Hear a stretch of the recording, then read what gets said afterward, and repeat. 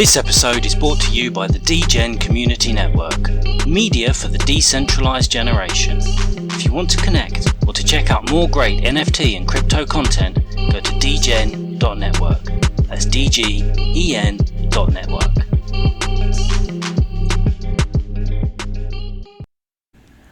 I don't even know what the prices are. Oh, look at that.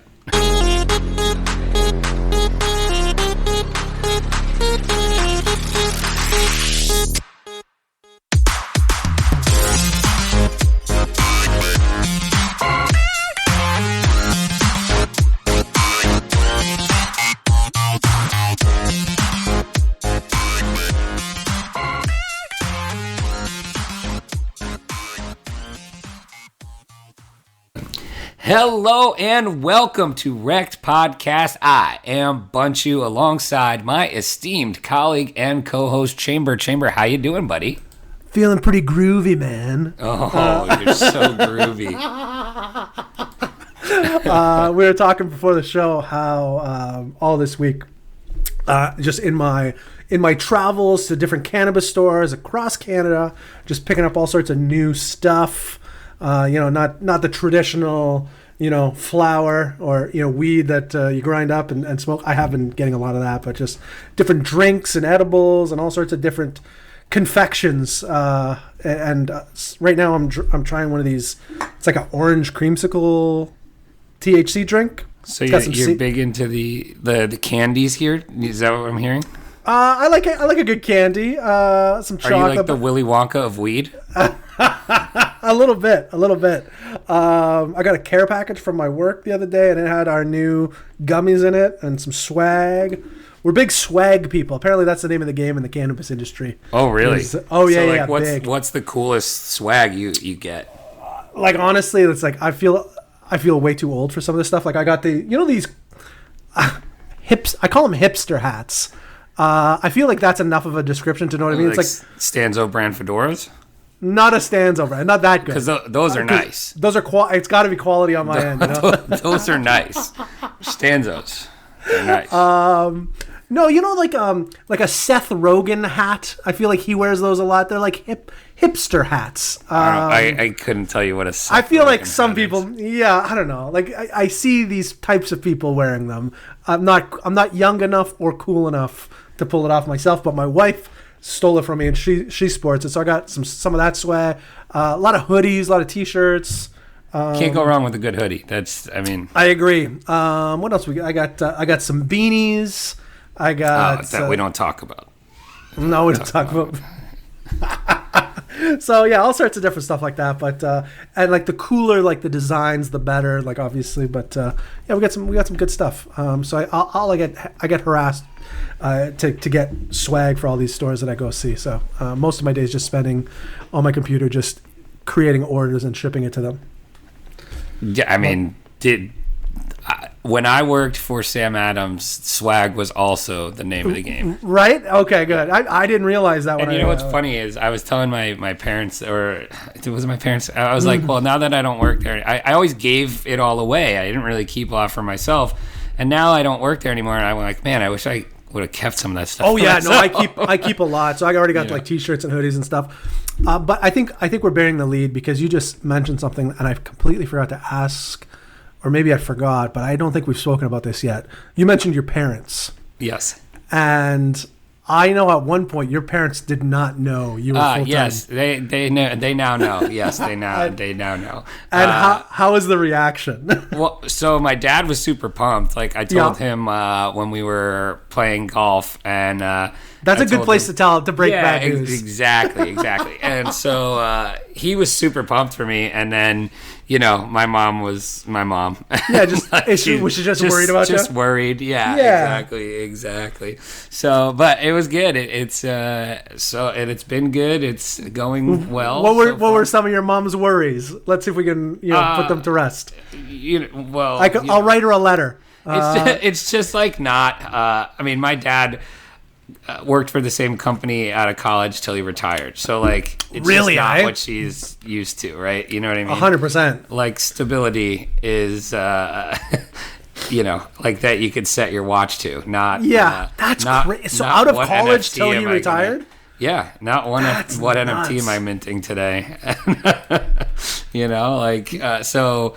Yeah, and that's essentially. But it's been going well, and I'm excited about it. And but they know now. Did you tell her how well you're doing with your? Because we should talk about this as well. You won the. Oh yeah. I don't know what we're calling it. What derby? The digital derby. The digital derby. Yes. I mean, that's a feather in your cap right away, Mom. Yeah. How many digital thoroughbred championships have you won, Mom? First one first one you qualified for, first one you won. First ever one. First batting one 1,000. that ever happened. Yeah. So that's wild. We are the champs. An apt name for what we were just talking about. Our horse that won is named Dank. Love it. And we are High Horse Stable, so we have a very chamber themed stable in our that we name all of our horses out of after like weed strains and stuff. So I love it. Yeah, it's that was super exciting. Did you catch it? Did you actually watch it? I did not. What I got to know. I didn't even know. I think the day of I realized it was happening. Yeah. Like I got this NFT in my OpenSea a few weeks ago. The admission token or whatever. Right. I'm like, what is this scam? And then I realized it was part of the digital derby. And but I think the day of is the only time I figured out it was happening. And then I think I saw you tweet something about like you winning. I'm like, well, that's got to be bullshit. And yeah, I'm like, oh, I think he won. Like, this is crazy. Dude, that's funny. So how did it work? Like how what was it? How did you end? Well, if anybody hasn't, we'll drop the link to the replay if you want to watch it. But it was like a full on ESPN2 style production of. I saw like some crazy stuff. Like man, it was wild. So the guy who's called the Kentucky Derby was like the race caller. They had a professional like anchor, doing it, and then one of the Zed streamers who kind of put it on through this big like esports production company. So it was like a real esports like tournament broadcast, and so you ended up. I knew I won before anybody else knew we won. So like we were under NDA because the way it was run was there weren't live races, right? So they were all run, okay. They were all run throughout the week. I see. Because when you race a Zed race, like if it fills, it doesn't run for an hour and 20 minutes, right? So right, totally makes sense. Yeah. You had to coordinate with each stable and all that stuff, and run the specific races, get in the gates next to each other. So, it basically ran over the course of a week, and we knew that we won, I think, the Thursday before the broadcast, which was really cool. But so like we were all excited, and then, it was still cool to watch though. You know what I mean? Oh yeah. Yeah. So now, like, were you only picking one horse to? You could have picked up to 3. So they gave you 3 distances. So you had a 1,400 meter race, an 1,800, and a 2,200. And you could take up to 3 from your stable to run those. We just took our best horse and ran her each spot, and it was, I think, only one other team did that, and we faced off in the first round and won. Really? And then, we were the only other team. There was only 2 of us that chose that as our strategy. And it was single elimination? Single elimination, yeah. So we won. It was 16 horses, so we won 6 races, I think, total, because the final round was a best of 3, and it was fun. So we got like our cool little NFT trophy. We won a couple. I saw that, yeah. We won a couple ETH prize pool, which was pretty cool. It was awesome. the biggest prize purse in Zed history. So we're like Zed celebs these days. Now we have so much bragging rights. I'm so impressed, man. Like, I'm gonna be honest with you. Like it's been what, 3 weeks since you quit your job? Yeah, maybe give or take. Yeah, now I'm a thoroughbred champion. Like you are. Like, not for nothing. Now everybody may not understand how into NFTs Bunchu is, but like the man is a part of the community. Like like a top tier part of the community now. Over the span, I went to an event yesterday, and people wanted to take pictures with me, which is super. No, fucking weird. it's not. Yeah, it was really weird, dude. I mean, I want to take a picture with you, so I mean, yeah, I don't feel as weird now. I told my buddies, and they're like, "Well, luckily we have a lot of pictures with you." Yeah, it was. It's kind of weird. It's weird, but I'm so impressed, man. Like literally, like I would say, like you went from 0 to 100 in that as soon as you committed full time. Yeah, like it was crazy. So I'm very excited. I was showing Amber, like you were out somewhere yesterday, like a pretty, in my opinion, a pretty cool thing, pretty big thing, and I'm like, hey, look where Bunch is right now, and she was proud of you. I mean, nice. she knows, like she knew that you pulled the plug on the full-time job, and she's always kind of interested to know what's happening with you. So I was showing her yesterday, and she was very proud. She's like, "Is that Bunchu next to a bearded lady?" like, wow, it is. Is that bearded lady on stilts? Oh, is Bunchu also a bearded lady? I'm not sure. Oh man, so yeah, it's been fun so far, and the stuff we're doing with dGEN, that's going really well. So that's going pleasantly well. Number go up for us right now. It's unbelievable. Shout outs to a couple, or specifically one with Pat Tank Hankerus. I got to meet him last night after years of him being a fan of the show here, and he's exactly what you would think he would be like. So you sent me a picture, and I was through the moon. But he looks like. So there was a movie I used to watch all the time as a kid, and you may or may not know this movie. It's called SLC Punk. And I've heard of it. One of my, like, it was like when you're a kid and you go from watching shitty kid movies to like good movies that still hold up today. It was kind of one of those transition movies for me. And there's this German actor that's in it, and they look exactly the same. Obviously the accent's going to be a little bit different. You're gonna have to post. I'm gonna send you a picture. Put it in the Telegram channel. It's wild. Like, I'm like, this guy looks exactly like this German actor, and obviously the like I said, the accents would be a touch different. But did he have that, like, he's not putting on the voice, right? Like, that's how he speaks. Oh yeah. No. I mean, that's amazing. I love it. And he was fun to hang out with, man. He looks like a good time. Like, he sounds like a good time. Yeah. So I was very jealous when I saw that, but I was very happy that you got to meet him. Yeah. And everybody asked me where you were, and well, that's nice. And then I have to tell them every time that I don't know. We've never met. In fact, I legitimately do not know where he is. Yeah, I honestly don't know. In Canada somewhere. And everybody was like, "Oh, well, is he going to come to NFT NYC?" And borders closed, man. That's what I mean. I don't know. I double checked. After we talked. I'm like, no, I can't get in. Like, it's crazy. It's so when you go to these events, it's funny. Like, we've never been to like a Bitcoin conference or anything like that, and but this one was obviously NFT focused, but not the sentiment is the same. It's crazy to like meet people that you interact with on Twitter all the time behind avatars, and actually like, oh, that's you. Like, you know what I mean? Like, I liked how they had like yesterday. I liked how they had like your name, and your Twitter handle. Right. Well, you were able to choose what you wanted to put on it, right? So, I think that's a smart idea. Some people just put their Twitter handle, and I mean, that's and you good still enough. knew who they were, right? Yeah. So yeah, it was a really fun time at the event, and it was good. So yeah, and full timing's going well, and we're off, man. So I love it. Let's talk about crypto, I guess. Because I'll tell you what, it's a good time to talk about crypto because numbers going up for crypto as well. Yeah. So I'll ask you the same question I ask you every week or 2 weeks. This time we didn't do a show last week. Did you realize that? I knew we didn't do a show last week.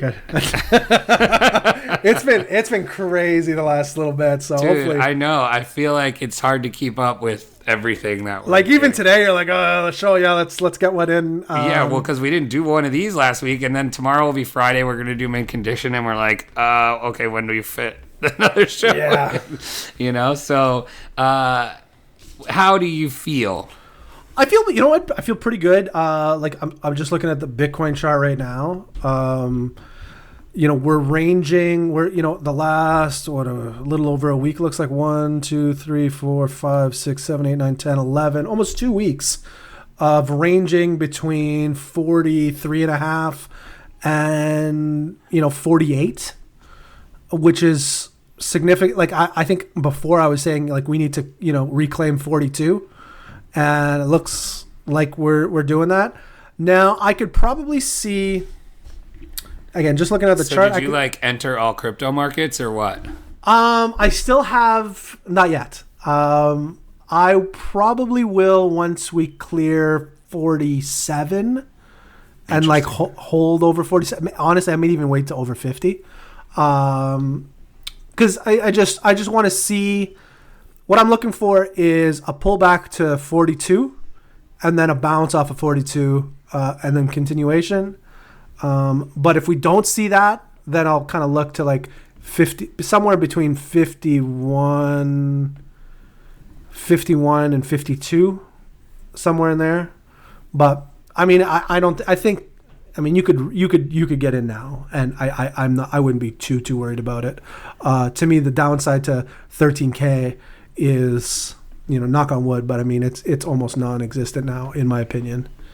Yeah, I would say pretty invalidated, right? Yeah, based on what we were talking about last time. Right, like I mean, we could see, you could see downside back to 33. I mean, you could technically even see downside back to 29.8. But who cares? Right, exactly. I mean, sure, obviously everybody cares, but if you're buying at 46.5 right now and it goes to 30K, obviously not ideal, but yeah, but I think it's short-term pain. I think WGMI is the message here. I think so. So that's looking good. And then as Bitcoin goes, so does everything else, right? So if you're looking at USD pairs and everything, got some interesting things going on here. So, what do you got? Let me lay it on me. I mean, your champion bag. I don't know if it still is or it was. I haven't sold a bag in forever. Solana. Summer of Soul going on right now. Is it? It's crept into the top 10. Okay. It is up 72.7% in the last 7 days. It is at $72.21. I think I sold that bag, to be honest, a while back. Oh my God, your Summer of Soul. Well, I think I may have sold it at a top, so I don't know. Let me just see what I sold it at. I'll tell you. Well, definitely not this top. Again, I'll probably go. This is all-time high-ish, but dollar-wise, not BTC. Yes. Yeah. So, we'll see. But no, I think from my FTT stuff, I still got FTT, I still got Ray, and I still got we don't Serum. talk about Ray on this podcast. Well, no, sorry. Serum is the other one I got, and those are up pretty decently, I think, over the past month. Oh shit. Yeah,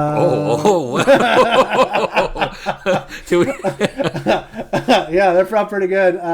Serum's up 195% over the past month, and Radium's up 182% over the past month, and then FTT's up about 30%.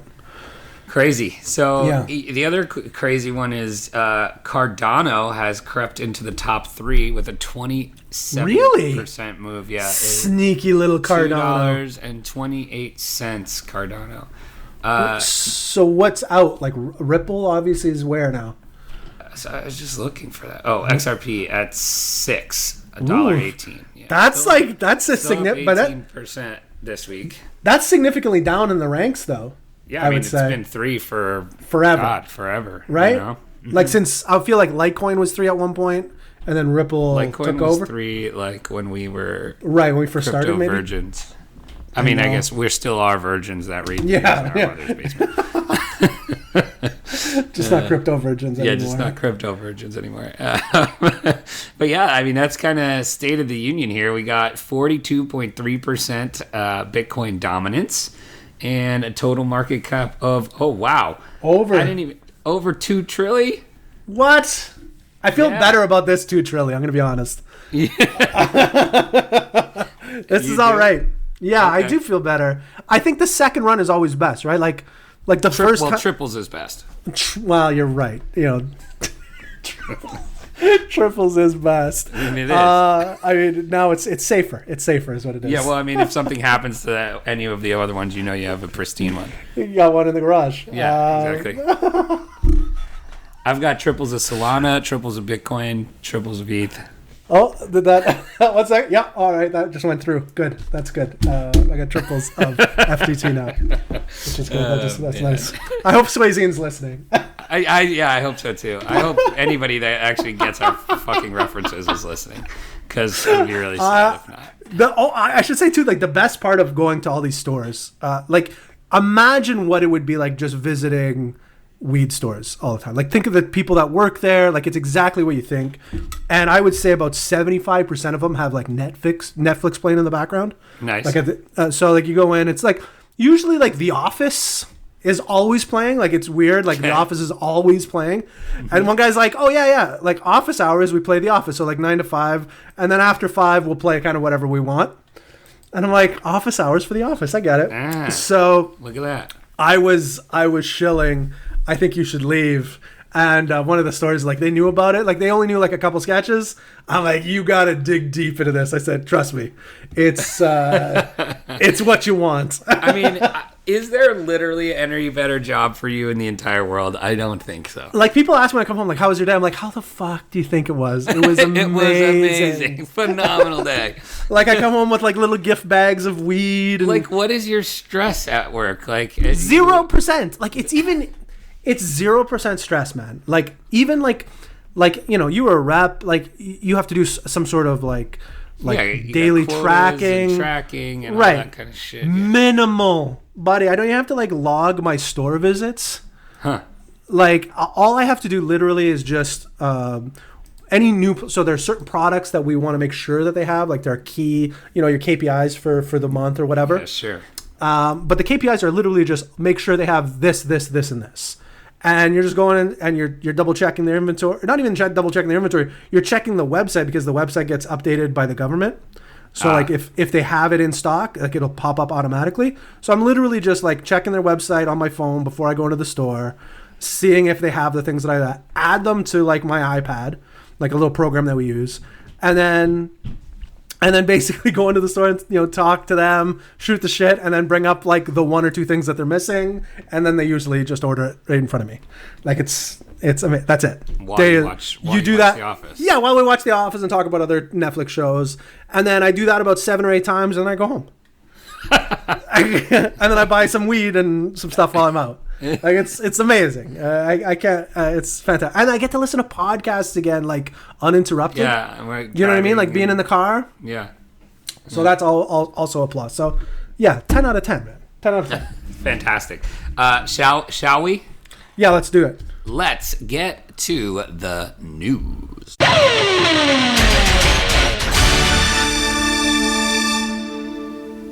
All right, I'm going to start us off today. We've got, everything we were just talking about sounds all bright and happy, right? We're going to make it. Prices are looking good. This, and I guess another one of our headlines today, maybe not so bright, I guess, for some things. This headline comes from our girl, Yogita Khatri from The Block. DeFi projects could come under some SEC oversight, says the chairman, Gensler. So Gary Gensler, the chairman of the U.S. Securities and Exchange Commission, has said that the agency could regulate decentralized finance projects. So we've seen this really all over Twitter, right? Yeah, all over Twitter. Yeah. Last couple of weeks. And specifically DeFi projects that reward participants with valuable tokens or similar incentives could be regulated no matter how decentralized they are, he says. Interesting. there's a core group of folks that are not only writing the software, like open source software, but they often have governance and fees. There's some incentive structure for those promoters and sponsors in the middle of this. So, interesting. What are your thoughts here? SEC's talked about not just DeFi stuff, but whether or not they haven't even decided on what's a security and what's not a security, or enforced it. If they have decided, very little has been enforced, even just on currencies. So, in my opinion, you got a lot of time before it actually takes effect in DeFi. I don't know. It sounds like this guy's got a damn. I've read a lot of these stories over the years. Right? He apparently this isn't even the first time this month. He says earlier this month, the chairman said, "In my view, the legislative priority should center around crypto trading, lending, and DeFi platforms. Regulators would benefit from additional plenary authority to write rules for and attach guardrails to crypto trading and lending."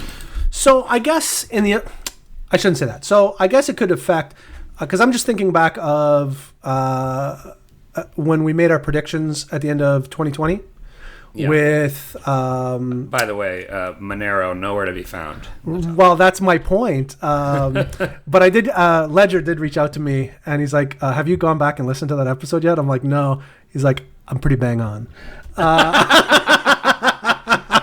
So shout out to Led. That's amazing. He reached out to you and was like, "Hey, unsolicited. You remember this episode? Fuck you." Yeah, more or less. Yeah, more or less. Unsolicited message from Ledger. Well, he's right on track. Uniswap was mine and his top one that we bet to enter the top 10. They're currently sitting at 11. Right. Like, I think Ledger's the Michael Jordan of crypto. Like, the guy that never forgets, always, like, he remembers everything. And he takes, you know what I mean? Like, he's like, that episode was good. We had a lot of good predictions in that episode. So I'm actually we should go back and listen soon and, do a checkpoint. I agree. But the reason I brought that Ledger is now like full on NFT. Well, I was gonna say anti-NFT. I think he's like into it, but not like in a very ironic way. Right. Like, okay, I'm gonna do this because everybody's doing it, but you're all stupid. I also feel like he was in NFTs before we were in NFTs. He's the one that got me into hash masks or whatever it was. Right. Like, that's the who it was. Ramp of hash masks. Right. So. I don't know what else. R.I.P. that money you spent on hash masks. Bro. I try not to think about a lot of my L's, buddy. Because the good thing is your W's have outweighed your L's. Yeah. Oh, there's some L's, though. There are some fucking L's, buddy. And now you're GMI. So the reason I brought up the predictions is you mentioned Monero. And both... It's been a while. Josh, thank you. Both Josh and I picked Monero as the one that would work its way into the top 10. It's currently at number 35. And but wasn't it like at 15? Yeah, it was like 15 or 16. 100%, right? And I think at one point it was in the top 10. Like, are you about to say that it's going to have a comeback because of regulations? No. But there was, and I forget what happened, but something happened like that January. Like, it was right after we made the prediction. Like, it was like, I'm telling you, it was like in January. And something happened. I think there was something that came down. I don't know if it was governmental or whatnot, but essentially, like, a lot of major exchanges couldn't keep Monero. Delisting, right. So, like, Coinbase, Binance, I think, as well. It was huge. And now, like, nobody talks about Monero at all. Like, it's at all. Like, at all. It's like they don't even exist. Like, they're not even supposed to be around.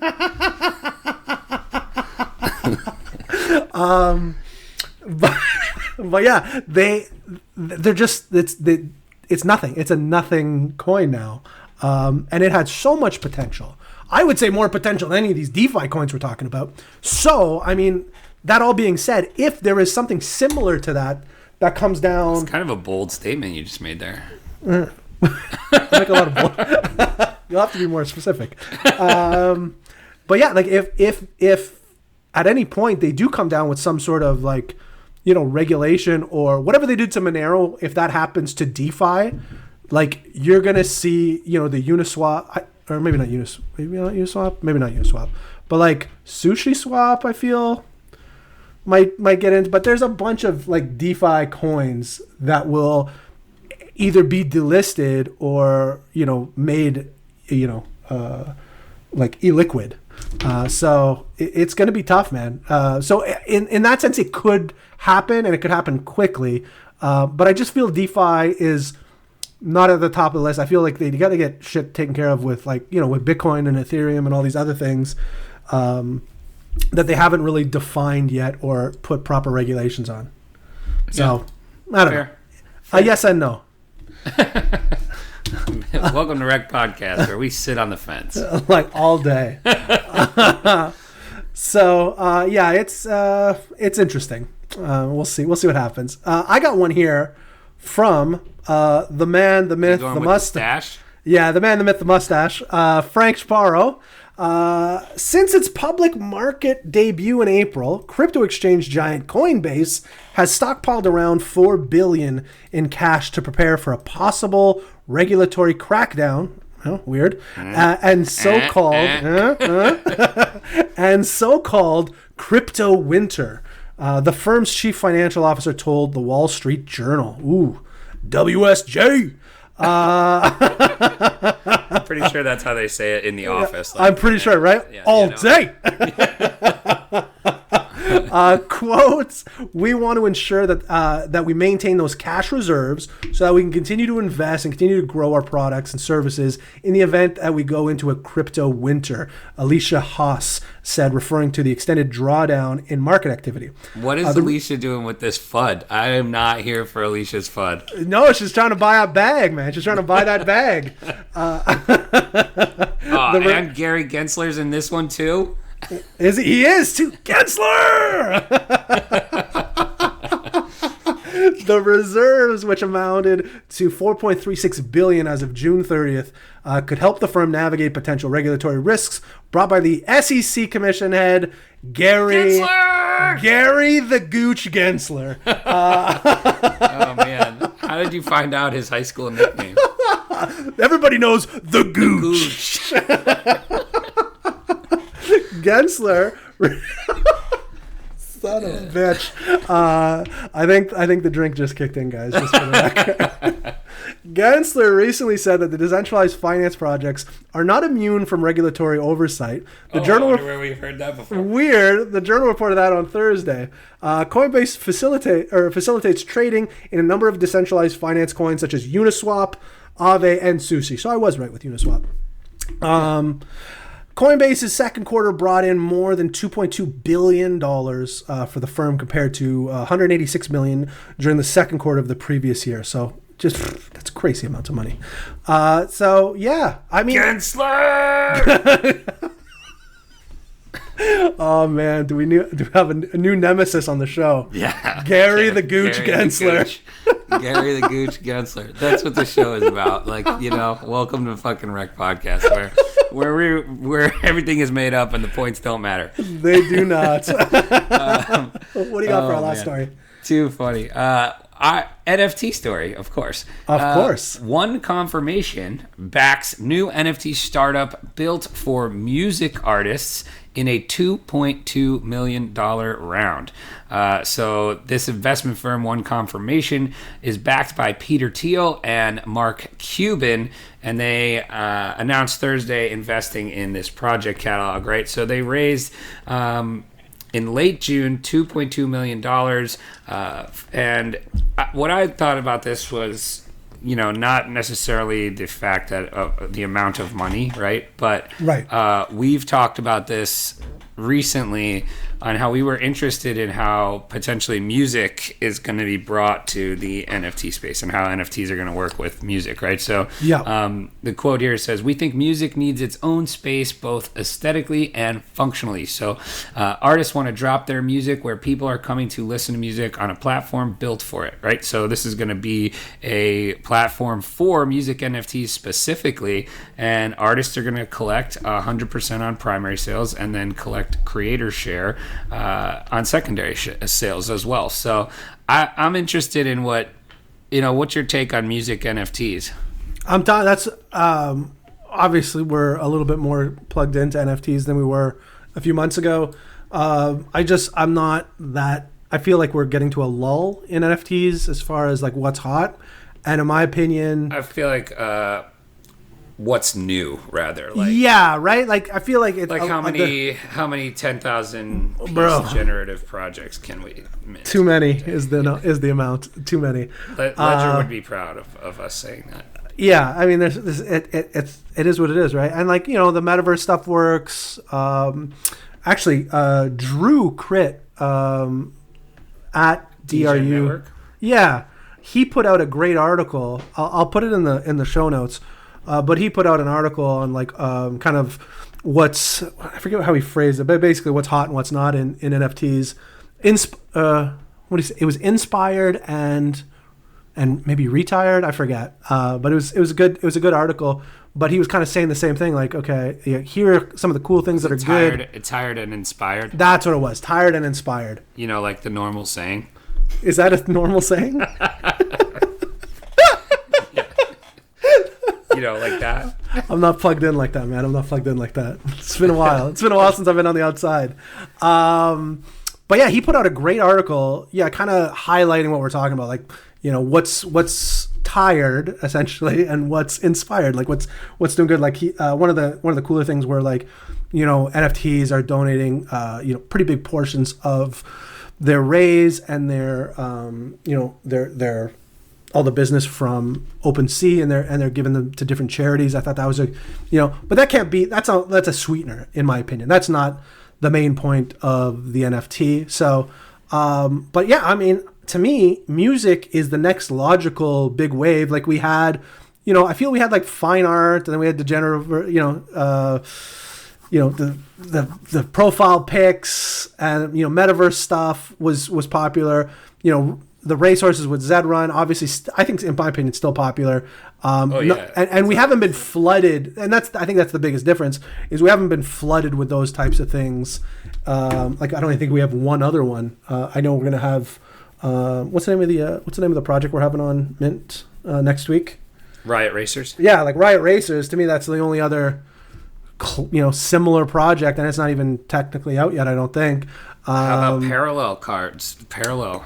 I don't know honestly. Somebody asked me like what parallel. I'm like, I've everybody was excited about it, so I bought some. That's all I know.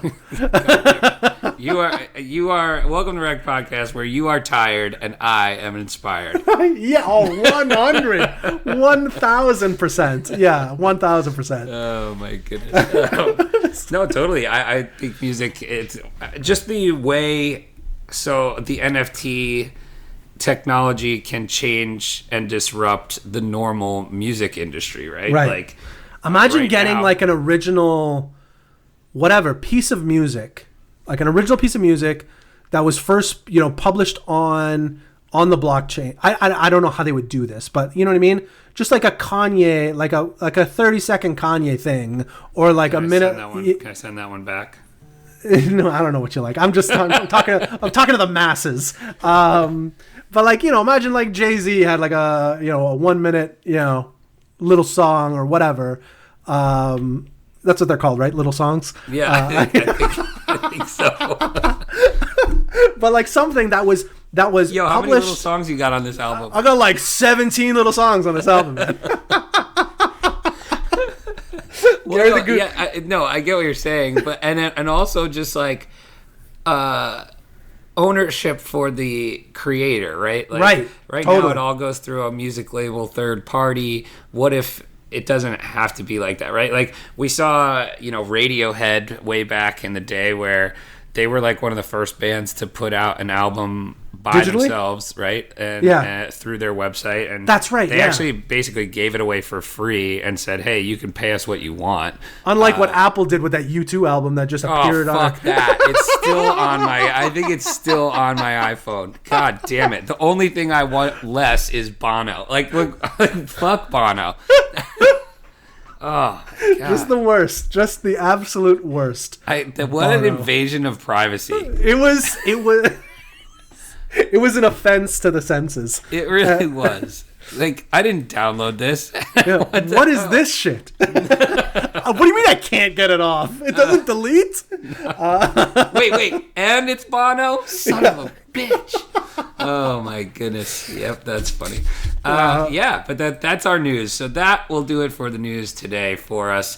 What else do we have here? I had to tell the story, and I'm going to give you... I'm just going to lead into it, and you can tell me it from your perspective. All right. This past weekend, I was up in Cape Cod for a buddy of mine who puts on a memorial golf tournament for his father, and we all go up, and a bunch of people travel in from all over. It's a really fun weekend. Lots of... libations and debauchery and golf, and it's a good time. We were up there this week, and I sent you on Sunday a video of me. Do you remember? Yeah. It took me a second. Yes, 100% I remember that. Yes. So, first of all, what did you think when I just basically unsolicited, like just said, "Hey, here's a video of me doing this thing"? So... you can see what the thing is as soon as you get the video. And I assumed it was you. Like, I don't think I knew 100% until I played it. And then I'm like, I knew in my heart of hearts, that somebody's about to get his ass fed to him. So this is what happened. One of my buddies, he insisted on having a boxing match. While we were at this house, and like to the point where it was going to be this big spectacle of an event, and he originally challenged my friend, and he didn't want to do it, and so I just like joking in passing was like, "I'll fight you," and he's like, "Okay," "Okay, it's on," and so like for the month leading up, he like bought all the equipment. He bought. Oh my goodness, this was it was planned. Oh my goodness! It was planned. It was. So he bought all the equipment, and he would like take. He had pictures. Time to practice. Yeah, and he would like take pictures and whatever. And I didn't practice a lick. Like I didn't have anything, and I just. And then he backed out twice, and then I was like, all right, whatever. I'm not gonna push this issue because like I don't really want to fight. Right, exactly. I'm a man. I'm an adult man. And then, right, exactly. And then so, like. 2 days before, he's like, "It's on," and I'm like, "No, it's not. I'm not fighting you." Blah blah blah, and he just kept irking me the whole weekend until finally I was just at the right level of like in the weekend drinking, having a good time, and I just looked at it. He like made one comment about the fight, and I was just like, "Let's go right now." He's like, "Really?" And he was so excited, and he runs out. And he gets the gloves, he gets the helmet, and he gets us our mouth guards. We put it all on, we go in the backyard, and now there's like 10 guys staying at this house. So like there's a big commotion. There are a bunch of guys outside. Yeah, there's a big commotion in the backyard. And the people whose house butts up to it came out of the house and were like, "What is going on here?" We're like, "Well, we're about to have a boxing match." And they're like, "Why?" We're like, yeah, well, correct. we can't really tell you, really for no reason. And so the match lasted all of 56 seconds. Painful seconds. It was slated to go 3 1-minute rounds. It didn't make it that far. It was a mid-90s Tyson match, man. And to say I destroyed him. Like no, like guys, okay. Bunch can tell you that he destroyed them. Like he fucking mashed him. Okay, the guy kept losing his bucket the whole time. Dude, I gave him a black eye. No. Yeah, I gave him a black eye. I felt so terrible. And then we go out to dinner. His fiance comes and It's like, oh my God, that's what happened when you're boxed? And he's like, yeah. And the next day was his birthday. No. And I felt so bad. And I'm like, what am I going to do? If you want to fight, you got to fight. And I didn't realize this was pre-planned. I assumed it was just like the guy, somebody had like the heat of the equipment. moment. And somebody found it in the garage of some house. Yeah, no, this was pre-planned. Oh, and that guy was sad then. Because if he had time to prepare, that was a poor showing for somebody that had time to prepare. And I liked how at the end, like, some of your other buddies were like kind of upset that the guy couldn't keep his freaking helmet on. Like, come on, man! Like, put your fucking helmet on.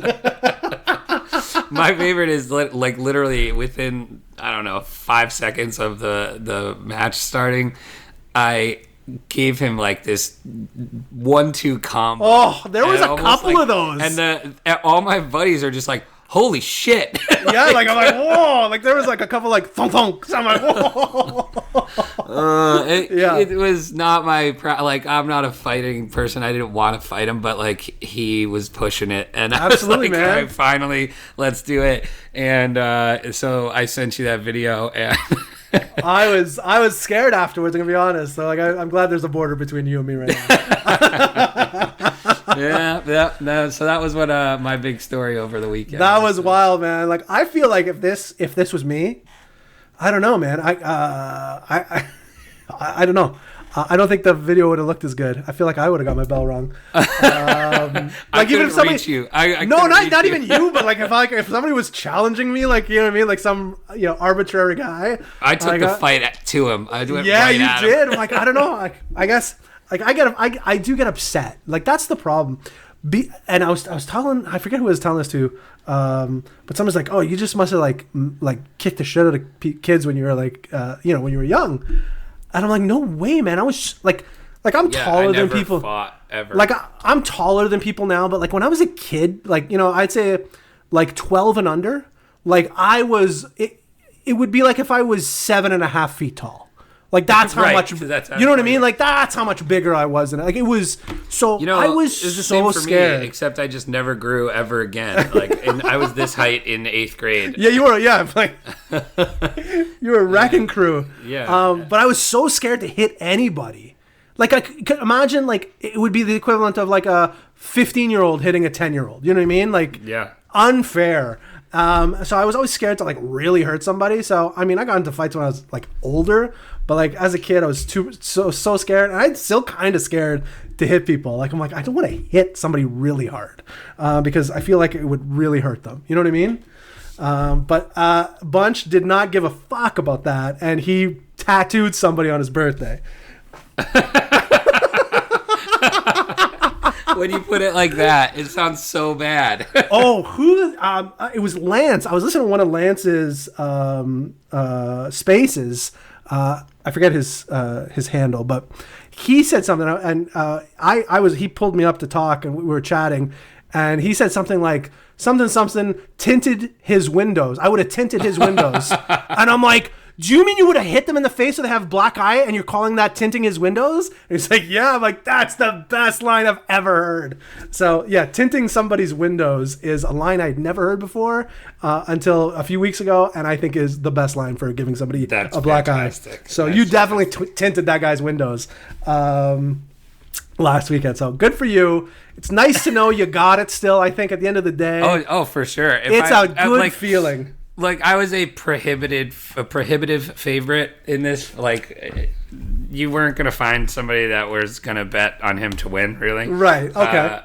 So like, if I would have lost, it would have been one of my life's biggest shames, I think. I think you could count this as maybe not the biggest victory, but a quality victory in the annals of Bunchu. A safe victory. It was. You just had to get done what you had to get done. You know. Exactly. You got the job done. You didn't give anybody hope, and you let everybody know, where to put their money. That's so right. I was impressed. I was impressed. It's like, don't challenge me to correct. That's the last time you're gonna have to do that. Is my right? point. Exactly. With like any of my friends. Like, exactly. Yeah, you've drawn the line in the sand, and now you'll have a peaceful time for the next 20 plus years. Right. Exactly. Which is what I want. Absolutely. That's what we all want. Like, leave me alone. Just give me a beer, please. All right, that's gonna do it for us. Until next time, don't get wrecked, and that is financial advice. Hey everybody, thanks for listening. You can help support us by giving us a 5-star review on Apple Podcasts and become a Rekt patron by signing up for a monthly tier on patreon.com. That's patreon.com/Rekt podcast. Don't get wrecked.